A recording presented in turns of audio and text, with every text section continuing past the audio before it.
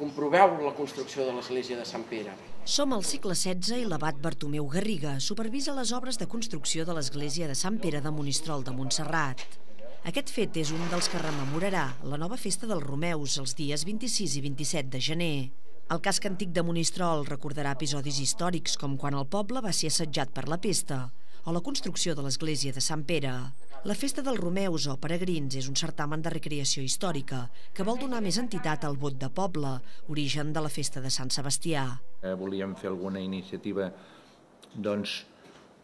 per donar més ressò a la festa del Bobó, la festa de Sant Sebastià, que és molt nostra, però és molt... I arrel de que ja es feien unes representacions a posteriori o abans de la festa, una representació del vot de poble, de la curació de la pesta per part del sant, de Sant Sebastià. El muntatge i les representacions teatrals mouen unes 150 persones de la vila, vinculades a entitats o a títol individual.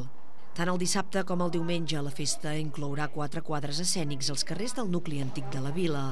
La història del martiri de Sant Sebastià, que a través d'uns comediants farà un viatge a l'època romana, l'arribada de la pesta, la construcció de l'església i el vot de poble, una representació itinerant pel carrer Sant Joan i les places del Bobó i l'església.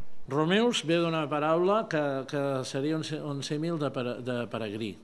És un camí de peregrins, Monistrol. Evidentment tenim el monestir de Montserrat a dalt i sempre ha sigut històricament camí de peregrinatge. Però Romeus vol ser molt més, molt més.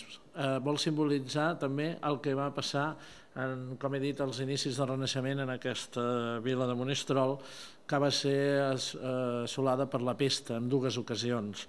Tot i que es tracta d'una festa i no d'una fira, la iniciativa inclourà també un petit mercat de productes artesanals vinculats a les teràpies naturals i la salut, com les herbes remeieres o els ungüents, i també s'hi podrà veure la demostració d'oficis artesanals de l'època. Tot plegat per fer un autèntic pelegrinatge en el temps.